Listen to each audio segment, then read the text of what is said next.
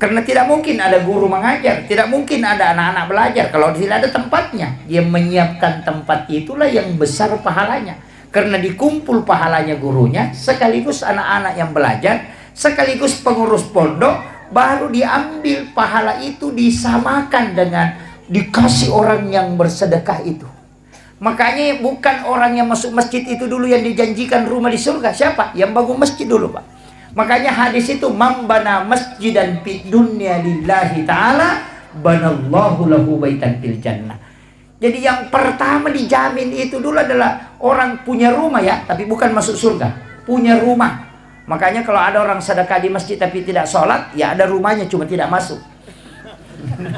Kan gitu. Karena kalau mau masuk ya sholat. Itu kan kuncinya. Makanya saya wasiatkan, mestinya kita bikinkan donatur. Iya, donatur itu kita sama-sama. Saya juga membangun pondok, tapi tidak seini karena saya selektif dalam pembangunan. Tidak sembarang mengambil ini. Saya perhatikan betul. Iya. Jadi karena barakah itu juga memang agak susah, tidak mudah. Iya. Jadi walaupun ada beberapa kajian dalam fikih itu ya tidak. Tapi saya ingin sampaikan begini. Ini yang kayak hadir kue paling tidak adalah yang kita wakafkan. Iya. Angkat wakafkan. Namun sampai nih. Iya. Itu kuncinya. Kenapa? Karena itu yang kita miliki selamanya. Harta yang kita makan itu jadi kotoran. Untung-untung kalau baca doa. Yang kedua, harta yang kita tinggalkan akan diperebutkan oleh anak menjadi harta warisan. Tapi harta yang kita sedekahkan itu yang dimiliki selamanya. Iya. Saya sering bilang, Pak Bu, coba hitung-hitung. Tasakamai maka dan ningarangi. Tidak. Ningarasani maka keluarga tak. Seandainya kita tahu bagaimana cepatnya orang melupakan kita ketika kita wafat, maka tidak ada pengaruh ucapan orang lain ke kita. Bikin etis sangimaga sijak na lupai kita otomatis. Dengan hari ini mungkin dia menangis, besok akan berhenti. Kalau orang baik, mungkin 3 hari orang menangis, itu pun kalau ada. Anak-anak kita yang mungkin akan menangis. Istri juga begitu. Maka na puji ka lakai ku na puji sani makoko na sabatu mopi. Bahkan makoko lagi menerima mak bayi ini. Kan gitu. Apalagi kau mati ki kan? Aja natano Bu. Tuki lagi mak bayi ini apalagi kau mati. Saya kasih tahu ke. Iya. Saya coba kerek matu. Bisa kembali Bu. Kalau tanya suami tak, kira-kira kalau saya meninggal Pak, kita menikah lagi. Palingan jawabannya bilang terumiri tak. Palingan gitu. Itu jawabannya. Pasti itu. Ketika istri meninggal juga kan begitu, suami meninggal juga begitu. Wadi mau tuh pasang status bapaknya sudah meninggal. Iya, terlalu cepat meninggalkan kita. Iya, tapi itu 1 bulan kemudian akan hilang. Iya, ada pengganti. Makanya harta yang kita miliki mesti angka ya punai. Makanya disebutkan dunia masyaratul akhirah. Iya linoe darah. Kan gitu. Dunia ini kan kebunnya akhirat. Jadi sebenarnya siapa yang menyimpan hartanya di dunia itu sama dengan orang yang menyimpan isi hartanya itu hanya di kebun. Tamkiring lo kebolata. Rumah kita itu di akhirat, bukan di dunia. Makanya kalau ada yang bikin rumah di dunia, itu sebenarnya bukan tanya bola sorimondri, bola darat nih. Syarat namo 10 tingkah bola tetap bola darat nih tuh. Karena dunia ini adalah kebun. Kalau mau dapat rumah abadi, kirim ke akhirat. Makanya sedekah ke masjid itu disebut dibangunkan istana di dalam surga. Pas sedekah itu sedekah. Usahakan menangkah. Bikinkan kaleng Ustaz. Kaleng koin NU. Bikinkan kaleng. Bagikan ke orang tua santri. Itu kaleng koin yang bisa dicabut-cabut di bawahnya. Jadi dia isi 10.000. Bayangkan, saya kasih tahu Ustaz. Bayangkan kalau 1.000 kaleng kita bagikan, isinya 10.000, itu sudah 10 juta per bulan. 10.000 saja isinya. Kalau 1.000 kaleng berarti itu sudah 10 juta. Kalau 100.000 berarti itu 100 juta. Kalau 1.000 kaleng kan? Pikir aja tuh. Nah tidak mungkin ada orang tua santri 10.000 nang isi kang nih. dijemput saja setiap bulan. Iya, koin NU Sidrap kan begitu, Ustaz, jalan. Dan yang masuk itu kalau totalnya itu sekitar, kalau dikasih sebelum dikasih keluar, mungkin sekitar 50-an juta lebih setiap bulan. Itu ada uang 1.000, ada uang 2.000, ada uang receh. Kalau pulang dari belanja ada uang 1.000, masukkan ke situ. Dan itu yang dimasukkan ke pondok. Bayangkan kalau 1.000 kalen, apalagi kalau kita 2.000 kalen, nah 100.000 isinya. Pesantren dapat sumbangan dana itu 200.000, 200 juta per bulan. Itu aja, Pak. Nggak usah repot banyak cari ini cari ini. Itu aja. Langkah konkretnya paling sederhana itu. Iya. Masa orang tua tidak bisa menyisihkan 10.000, apalagi kalau 100.000. Ya kan gitu. Itu kaleng, ini beli aja di Jakarta itu. Banyak pesan di Shopee itu. Itu kaleng 1 kali dipakai seumur hidup itu, karena ada dibawa lubangnya itu, ditarik baru diambil isinya baru ditutup. Tapi satu kuncinya, jangan kasih nama, pakai nomor saja supaya orang tidak merasa terganggu dengan sedekahnya. Iya, gitu. Di NU Sidrap itu hanya 400-an kayaknya kaleng yang jalan, itu sudah tembus hampir 50 juta per bulan. Makanya kalau kita anukan itu, saya bilang 10.000 saja per 1 kaleng. Kalau 1.000 kaleng kan 10 juta. Itu kan, itu bisa menggaji guru-guru di sini. Itu jadi makanya kalau kita tidak bisa membangun pondok dan tidak bisa juga membantu dengan banyak, paling tidak itu yang kita lakukan. Iya. Nama siril lisari sisa berupiah isa nilala kusiulam. Yang penting dijemput setiap bulan. Bikinkan grup, ada satu yang menjemput khusus. Iya. Semua orang tua santri kan gampang. Orang tua santri dikasih, nanti ada keluarganya nak kasih lagi. Itu penting. Jadi ini penting saya wasiatkan untuk, tapi saya di pondok tidak pakai itu, Ustaz, cuma di NU. Karena saya tidak mau dana NU terganggu dengan mengatakan ini pimpinan pondok baru beralih lagi ke NU, saya tidak mau. Biarkanlah NU yang saya mengambil barakahnya aja. Itu kuncinya. Dan saya dapat ilmu dari beberapa kiai tentang pondok, Ustaz. Salah satu yang saya rasakan betul itu dan sangat kuat itu adalah sholawat Jibril. Saya itu dikasih tahu, siapa yang membaca sholawat Jibril 1.000 kali dalam sehari, nanti malam Jumat sholat sunnah hajat, baru baca 1.000 baru berdoa, itu sangat mudah dikabulkan. Dan betul, saya rasakan betul. Jadi saya ingat itu ketika ada tanah yang saya mau beli mahal sekali tapi dia tidak mau jual. Bacakan sholawat Jibril itu bisa dia wakafkan tanpa dibeli. 9 hari saya bacakan sholawat Jibril itu. Saya katakan ini betul-betul. Pondok pesantren ada beberapa di Jawa itu saya tidak usah sebut. Itu pimpinannya kasih tahu saya. Pesantren sebesar ini Ustaz itu modalnya hanya sholawat Jibril. Itu pesan beliau. Makanya ibu-ibu saya kasih tahu. Kalau bangun rumah, nah rumah itu tidak mau jalan-jalan pembangunannya, baca amalkan itu 1.000 kali dalam sehari semalam. Tapi jangan pakai berdoa, nanti khusus malam Jumat baru dipakai berdoa.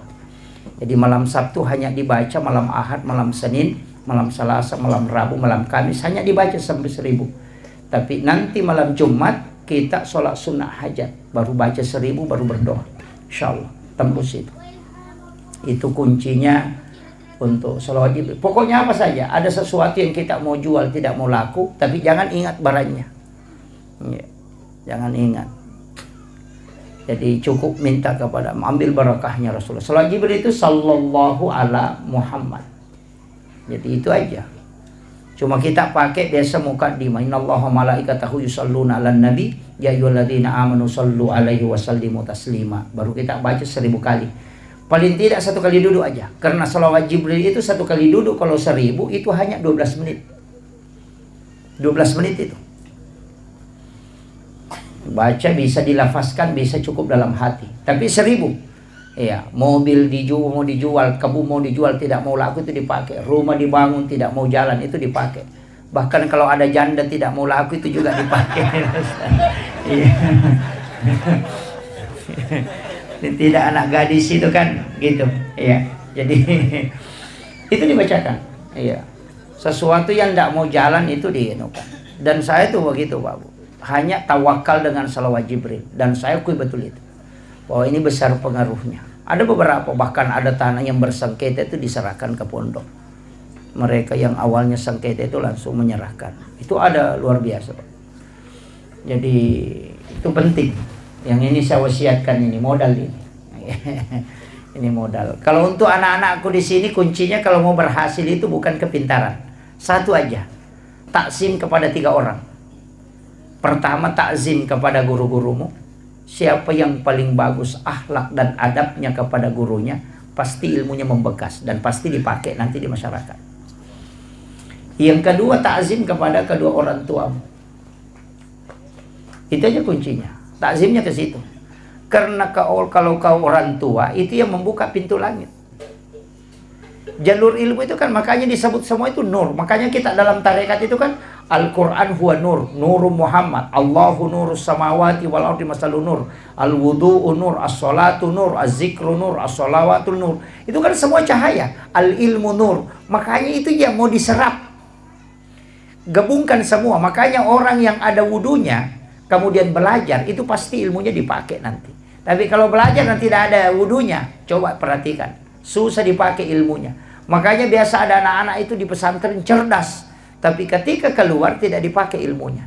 Tapi ada juga anak-anak kalau dilihat, tidak ada modelnya, tidak tahu mau jadi apa nanti, tapi setelah keluar ternyata jadi orang hebat. Kenapa? Makanya jangan lihat dari ketika dia belajar di pondok, cari barakahnya di situ. Itu makanya orang tua itu saya kasih tahu, serahkan sepenuhnya anak-anak kita ketika dia belajar di pondok. Tidak usah khawatir. Dan ingat, pondok itu adalah tempat penyucian. Bukan hanya secara lahiriah, tapi secara hakikiah. Makanya anak pondok itu 3 bulan pasti kena itu yang gatal-gatal. Iya. Gatal-gatal, itu seperti cacar. Sebenarnya saya kalau di dalam tarekat itu dikasih tahu. Penyakit itu adalah melepaskan segala energi negatif dalam tubuh. Makanan-makanan yang dimakan anak-anak kita itu yang tidak bagus itu keluar semua melalui di situ. Dan itu tidak ada obatnya sebenarnya. Obatnya itu cukup satu. Keringkan pakaiannya dengan tempat tidurnya itu dengan sinar matahari langsung. Langsung hilang itu. Karena itu bakteri tidak bisa. Tidak ini, bakteri itu hanya dari pakaian basah. Nah, di pesantren begitu. Nanti 8 bulan akan kena tipes ataupun demam, batu-batu kering tidak mau berhenti. Iya, itu akan muncul penyucian dalam kalbu. Itu tahap kedua. Nanti itu ketika 1 tahun lebih ada penyakit, kulitnya itu warna kuning. Anak-anak itu kayak kekuning-kuningan kulitnya. Itu akan muncul, tapi apa? Itu sudah tahap ketiga. Ketika anak tidak lari, itu barakahnya sudah mulai muncul. Itu penyucian dalam hakikat perjalanan dalam orang bertasawuf. Sebenarnya anak-anak kita itu bertarekat di pondok. Karena dari masjid ke sekolah, dari sekolah ke tempat sholat, sampai tidurnya pun itu, sebelum tidur dia sudah berniat, bangun nanti tahajud jam sekian, bangun nanti sholat malam jam sekian. Jadi tidurnya itu ibadah karena dia tidur untuk sholat. Tapi kita tidur di rumah, bangun nanti nonton sepak bola, itu aja tidurnya itu. Yang jadi masalah. Makanya ulama kita mengatakan tidur itu bisa nilai pahala tergantung niatmu apa. Kalau kau tidur untuk sholat, berarti itu berpahala. Dan tidur dari sholat menuju ke sholat juga berpahala. Dan tidur orang yang menghindari dosa juga berpahala. Makanya ulama Indonesia itu bilang tidurnya orang berpuasa itu berpahala. Karena kalau dia tidur tidak melakukan dosa. Kan gitu. Satu-satunya perbuatan itu yang tidak ada dosanya itu cuma tidur. Adakah orang mak gosip kalau tidur? Tidak ada. Kan gitu. Itu kuncinya. Makanya kalau mau selamat itu banyak tidur. Karena satu-satunya kan tidak ada dosanya itu ya tidur. Kemudian saya ingin sedikit lanjutkan lagi nih. Saya terlalu jauh memutar. Kemudian itulah perjalanan Nabi. Makanya itu ketika Rasulullah masuk ke Masjidil Aqsa, ini sebenarnya kalau ada imam cari itu. Saya pernah dikasih tahu, tapi saya tidak buka. Itu dilarang sebenarnya. Tidak apa-apa saya ingatkan. Cari aja. Surah apa yang dibaca Rasulullah ketika dia menjadi imam para nabi? Iya tu nak kedate sampai surat na nabita. Surat sampajan na watuna na pimpin nabi. Kalau itu yang dipakai orang, Pak, itu luar biasa. Tapi cari, saya tidak kasih tahu. Cari nanti itu. Kemudian setelah Nabi selesai sholat, itu keluar ke sekitaran Masjidil Aqsa. Itu ada batu yang bagian bawahnya itu agak bulat, tapi agak datar bagian atas. Di situ Nabi duduk. Dan disitulah Nabi dijemput untuk peristiwa Mi'raj. Tapi ketika Nabi naik, batu ini kan ikut. Dia ikut. Dan itu sudah terangkat. Tapi Nabi lihat kemudian dia larang. Nabi itu memberitahu batu itu. Dia tidak mengatakan kembali. Tapi Nabi mengatakan berhenti di situ. Maka batu itu tidak kembali ke bumi. Tapi juga tidak naik ke langit. Sampai hari ini batu itu masih tergantung. Itu hebatnya itu. Dan kalau kita buka di Google itu, ketik saja batu gantung peristiwa Isra Mi'raj. Itu batu ada tergantung di bawahnya, tidak tersandarkan ke tanah. Dia melayang. Tapi berat batu itu kalau mau ditimbang mungkin sekitar 100 kilo lebih. Iya, itu hebatnya itu. Itu bukti autentik. Nabi naik, salam di langit pertama, ketemu dengan Nabi Adam. Ini sudah masuk ke santri-santriku yang ada di sini, santri-santri kita ini. Ini sudah pelajaran di sini. Nabi itu ketemu Nabi Adam.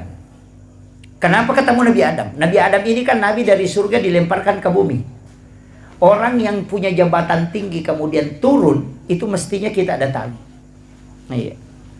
Itu penting. Orang kaya kemudian bangkrut, bersilaturahmi, itu hakikat takziah. Jadi bukan hanya orang meninggal itu yang ditakziahi, tidak. Kalau ada bupati jadi rakyat biasa datang silaturahmi. Jangan tinggalkan, karena itu hatinya gundah gulana. Ada kepala dinas jadi guru biasa, silaturahmi dengan dia. Kenapa? Karena itu agak goncang perasaannya. Tapi kalau guru biasa jadi kepala dinas, tidak usah datangi dia. Iya, makanya saya kalau kita di tarekat, walaupun sekarang kan sudah beda. Makanya itu saya kalau diundang ada acara syukuran pejabat, hampir dipastikan saya tidak hadir. Karena kami di tasawuf itu diajarkan, jangan pernah melakukan syukuran ketika menerima fitnah dan amanah. Itu. Jabatan itu adalah fitnah, jabatan itu adalah amanah. Ketika engkau menerimanya kau syukuran, itu musibah. Maka kapan kita syukuran? Ketika engkau sudah selesai menjalankan tugas itu, maka syukuranlah. Jadi bupati itu mestinya nanti syukuran kalau selesai jabatannya jadi bupati. Iya. Kan masa kau terima fitnah dan amanah baru kau bersyukur? Kan mestinya terbalik. Ketika engkau selesai menjalankan amanah, baru kau bersyukur. Maka syukuran dilakukan setelah selesai jabatan, bukan pada saat menerima.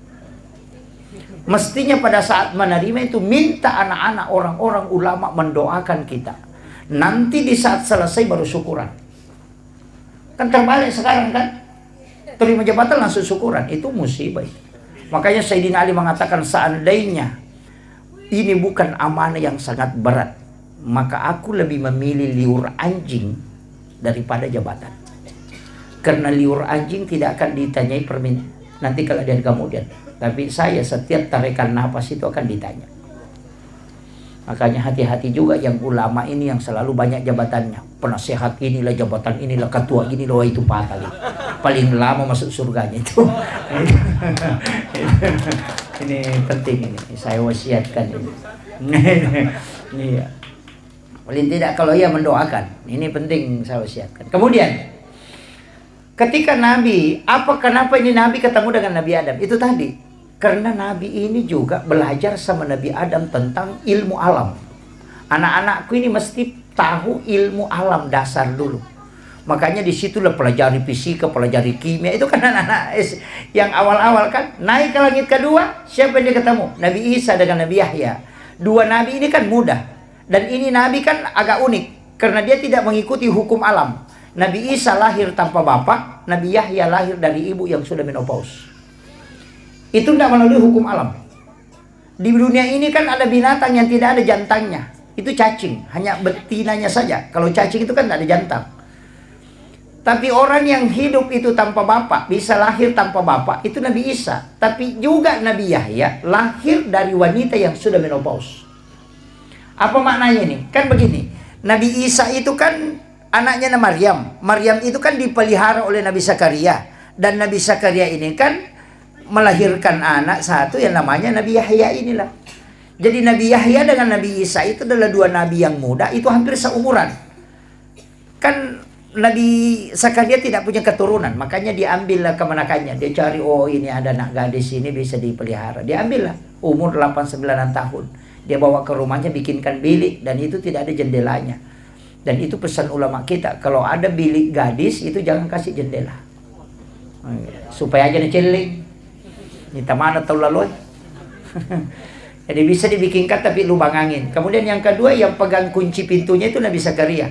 Nanti dia buka ketika dia masukkan makanan. Dan di dalam biliknya itulah dia buatkan tempat sholat disebut mihrab. Dari situlah awalnya ada kalimat mihrab itu. Makanya dalam Al-Quran itu kan fataqabbalaha rabbuha bikabulin hasanin wa ambataha nabatan hasanan wa kaffalaha Zakaria. Kan di situ kullama dahala 'alaiha Zakaria al-mihrab wajada indaha rizqan. Kan jelas. Setiap Nabi Zakaria masuk ke dalam tempat sholatnya Maryam, dia akan melihat ada makanan. Dan anehnya itu kayak durian, bukan musim durian. Makanya kan dia bertanya, "Anna laki haza?" Dari mana ini? Maryam kan cuma jawab, "Wa min indillah." Ini langsung dari Allah. Kan? Makanya Nabi Zakaria kan tidak percaya. Wah, masa anak gadis bukan nabi bisa dikasih makanan langsung dari langit. Tapi kaget juga. Iya, saya juga yang pegang kuncinya. Tidak ada yang bisa masuk ke sini kalau bukan saya. Kok bisa ada makanan di dalam? Makanya dia kan mengulas sampai 3 kali. Nanti Maryam mengatakan, Allah yarzuqu man yasha bighairi hisab. Kalau Allah ingin memberi rezeki kepada hambanya itu tidak melalui proses. Nabi Zakaria itu meneteskan mata. Baru dia suruh kemenakannya keluar dari situ. Karena dia pikir, bukan doanya yang mustajabah, tapi tempatnya. Karena saya juga tinggal di rumah ini, sudah lama minta anak, nanti tidak dikasih-kasih. Tapi kenapa ini anak perempuan bisa dikasih makanan langsung dari langit? Berarti tempatnya yang bagus. Dia suruh keluar. Maka hunalika da'a Zakaria, maka datanglah Nabi Zakaria ke situ berdoa. Wa huwa qa'imun yusalli fil mihrab. Sementara dia berdiri sholat di dalam mihrabnya, apa yang dia minta? Rabbi habli min ladunka dzurriyyatan thayyibatan innaka sami'ud du'a. Langsung dijawab itu. Fanadathul malaikatu wa qa'imun yusalli fil mihrab. Allaha yubassyiruka bi Yahya. Inilah yang dipakai Guru Kiai Jadul Rahman Ambo Dalle. Sehingga kamarnya itu dibagi 2. Setengah dia tempati sholat, setengah dia tempati untuk keluarganya. Tapi ketika ada santrinya mau pulang dan tidak ada transport, itu masuk minta sama Pak Kiai. Pak Kiai, saya mau pulang tapi tidak ada uang. Masuklah ke di situ, nak. Siapa tahu ada. Setiap dia masukkan tangannya di bawah sajadahnya Guru itu selalu dapat uang. Dari mana itu? Wa min indillah. Ki Haji Maimun Subairi juga begitu. Ini ayat, Pak, bukan hadis. Seandainya hadis masih bisa diperdebatkan. Makanya pimpinan pondok itu mestinya punya. Mestinya punya. Tapi jangan tujuannya bikin mihrab itu hanya cari uang. Jangan. Iya. Dan di dalam mihrab lah diminta sesuatu, bisa melahirkan sudah menopause, dan bisa dia lahir tanpa bapak. Artinya apa? Ketika semua manusia mengatakan mustahil, itu tidak mustahil bagi Allah. Itu mihrab kan di dalam kamar. Kalau kita di tarekat diajarkan, beli kain kafan 1, kemudian simpan di bagian bawahnya, jangan bergerak. Tutupi pakai tirai, di bagian atasnya itu baru dikasih sajadah. Nanti bikin wasiat, kalau saya meninggal, ambil kain kafan itu yang kau bungkuskan. Kalau orang mengambil kain kafan dari mihrab itu, para ulama tarekat mengatakan biar sampai 100 tahun kain kafan itu tidak akan hancur. Tanah tidak akan memakan itu. Iya, itu berkahnya mihrab. Sebenarnya mihrab itu kan 2 anak tangga itu.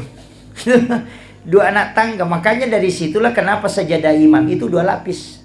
Lapisan bawahnya ada amblak, kemudian dikasih sajadah di atasnya. Karena mihrabnya Maryam itu 2 anak tangga. Situ kuncinya. Itu yang makanya dipakai para ulama kita dari dulu. Guru tahu gitu.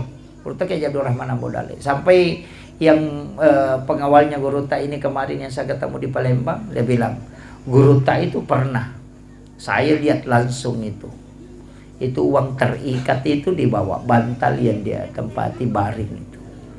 Jadi saya bilang, dari mana itu? Dia bilang, tidak, Guru Ta memang ada doanya itu. Jadi itu karena mihrab itu, jadi tidak sembarang.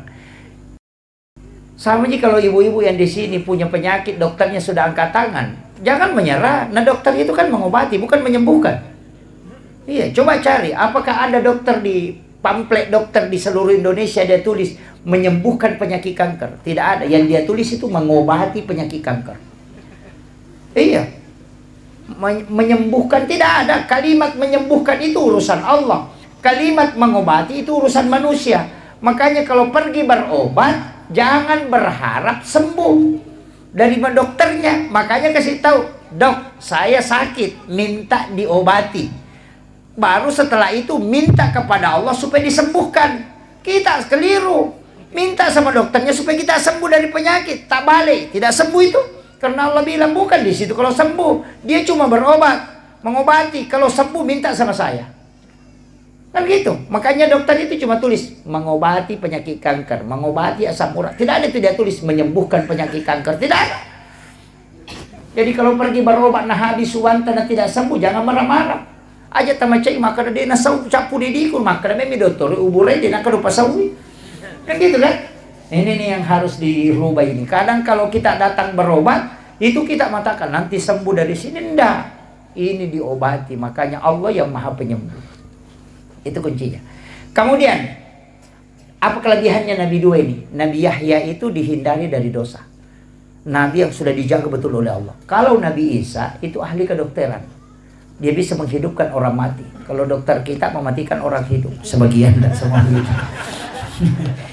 Naik ke langit berikutnya ketemu dengan Nabi Yusuf.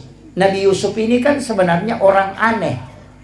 Karena dia bisa menafsirkan mimpi. Kalau kita mengatakan orang aneh. Tapi sebenarnya itu ilmu langkah kedua.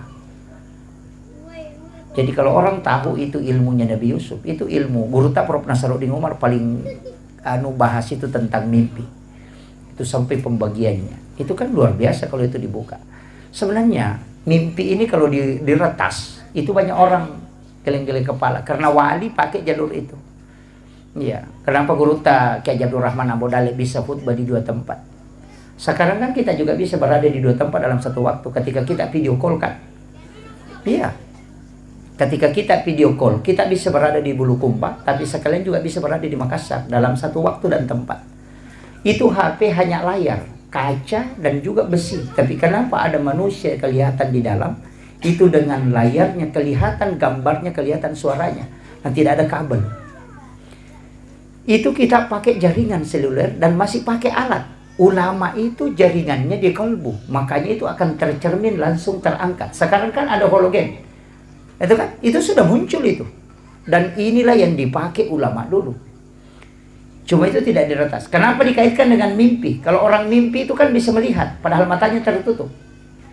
Coba kalau orang mimpi itu kan dia melihat dirinya ke Jakarta, padahal matanya tertutup. Mata apa yang dipakai melihat orang yang bermimpi itu ketika dia melihat? Padahal bukan mata lahiriah juga, bukan mata batin. Tapi itu mata idhafi. Itulah yang dipakai ulama sehingga dia bisa melihat suatu tempat dalam waktu yang bersamaan. Ini saya buka ini Pak anunya, tapi saya tidak retas ke belakang. Itu urusannya ulama kita. Kita hanya mempelajari cabang-cabangnya aja. Kemudian, orang mimpi itu, kenapa Nabi mengatakan an-naumu ahul maut? Tidur itu saudara dengan mati. Itu persis ketika orang mati itu bisa melihat ke dunia. Dan juga bisa melihat ke alam akhirat. Kemudian yang ketiga, kalau orang mati itu disiksa di alam kubur. Ada mengatakan, mana dia rasakan jasadnya sudah hancur. Bagaimana dengan orang tidur yang mimpi dipukul? Tidak ada yang menyentuhnya, tapi badannya merasakan sakit, padahal tidak ada yang menyentuh. Dia tidur di atas kasur. Artinya apa? Ketika ruhmu tersiksa, jasadmu akan merasakan sakit. Itulah dalil asap kubur yang paling kuat, yang banyak orang tidak bisa terima. Makanya Nabi ambil analogi itu an-naumu akhul maut. Dia cuma tidak mengatakan sama ji mati itu dengan tidur, tapi dia mengatakan saudara. Ini. Kan itu kuncinya. Orang tidur itu hanya 5 menit, tapi bisa bolak-balik dari Jakarta. Ketika dia bermimpi, dari Jakarta tadi pernah naik pesawat itu 4 jam. Kan gitu. Artinya dalam waktu yang singkat dia bisa memasuki alam yang lama. Tapi dia hanya tidur 5 menit. Itulah kenapa Guru Tak Kiai Abdul Rahman Abu Dalib ketika ditanya oleh Guru Tak Pak Kiai Sanusi Baco, dari mana kau mengambil dalil ini? Karena Guru Tak Kiai Abdul Rahman Abu Dalib, dia mengatakan 6 tahun saya ngaji kitab Al-Um sama Imam Syafi'i. Itu. Dan itu yang sampaikan itu Dr. Gus Nur Taufik Sanusi. Itu makanya ulama kita itu punya alam sendiri. Iya. Itu aja tadi video call kan. Makanya saya bisa berada di Makassar juga bisa berada di sini kalau video call. Tapi coba jangan pakai video call. pakai nur qalbiyah kita. Itu kan connect. Dan biasa, saya cuma sampai di situ mau menjelaskan. Biasa ada kampung kita masuki, Pak Ustaz biasa rasakan itu. Ada kampung dia lihat, kayaknya saya pernah bermimpi sampai ke sini. Kayak seperti begitu. Atau ada yang kita kerjakan, kayaknya saya pernah kerja ini masalah. Itu yang orang tidak tahu. Allah sudah bukakan rahasia, dan itu ruh idofinya sudah sampai ke situ baru kembali. Tapi baru dia memasuki alam itu baru dia sadar. Seandainya itu dibuka, maka terbuka rahasia yang disebut dengan rahasia kewalian.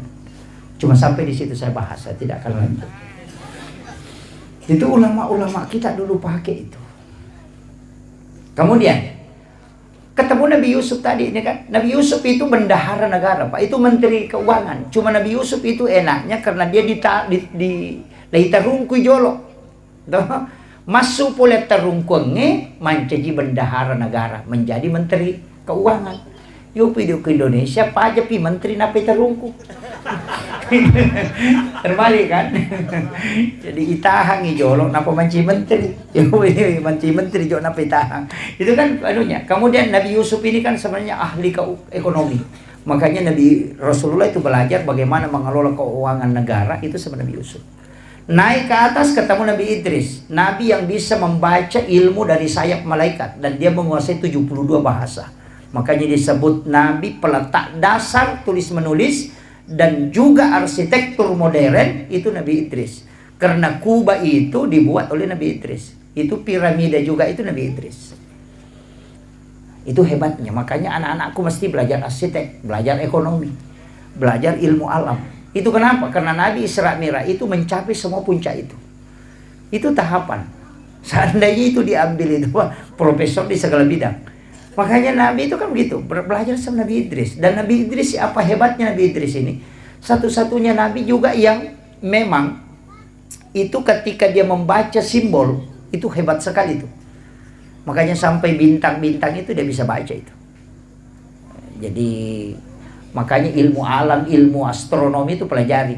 Makanya saya itu jadi penceramah, Pak. Kadang baca buku ini, kadang baca buku ini, kadang baca buku ini. Kenapa? Karena ternyata nanti ada kaitannya semua.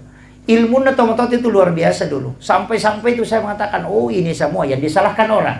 Kenapa orang tua kita kalau pindah rumah baru dia baca barasanji? Pengantin baru disuruh barasanji, beli mobil baru disuruh Pak Imam. Ini Pak Kiai tadi disuruh naik di mobil baca barasanji. Oto dan ni tahu lompo deh atau 5 loko barasanji kan. Karena harus masuk di dalam mobil. Itu karena hadis, Pak. Itu Bukhari Muslim. Ketika Rasulullah mengatakan dena suku tepat nasi dia tahu nareko dena yasi papuji nalokoria dibanding dengan yang lainnya. Hadis inilah yang dijabarkan dalam bentuk aplikatif. Maka dahe aja mondroi bolamu ku demak barasanji apa pada tu ku yasi papuji muloko bolamu daripada ku nabita. Jadi sebelum mondroi mak banyak barasanji ku jolo mu pala yolo papuji muloko nabita napa mondroi bolamu. Juga begitu, hari ini dia duduk pengantin ko wanita pa barasanji tu tau mata ko pura tu dak boti ipado aja si mak barasanji. Kenapa? Jangan kau sentuh istrimu kalau sebelum kau baca sholawat kepada Rasulullah. Begitu, sama aja dengan mobil. Aja main reki atau menarik kau pura mak barasanji ke dalam supaya kau buktikan bahwa kau lebih cinta kepada Rasulullah daripada kendaraan.